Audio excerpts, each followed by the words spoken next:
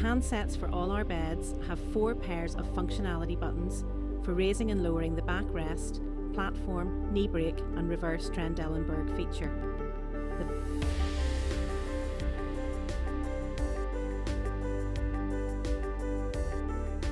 The backrest buttons will raise and lower the head section up to 70 degrees.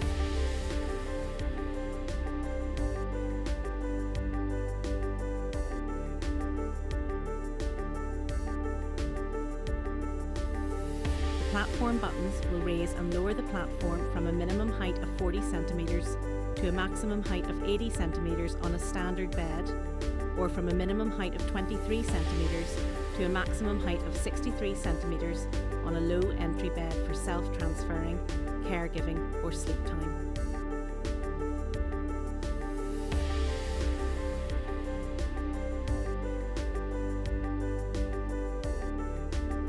The knee brake buttons will raise and lower the knee brake.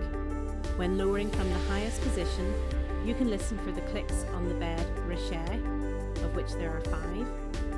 Once at your desired level, you can then re-raise the knee brake to give you 5 separate levels of calf elevation. The reverse Trendelenburg feature only has 1 button on the Allura and Dolly 2 beds and 2 buttons on the Dolly Eco 3 and Junior version of the beds.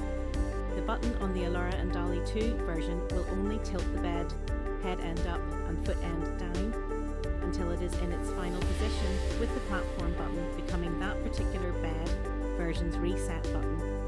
The Dolly Eco 3 and Junior versions again have 1 button that will only tilt the bed head, end up, foot end down, until it is in its final position, and have a second button which acts as the reset button for these particular bed versions.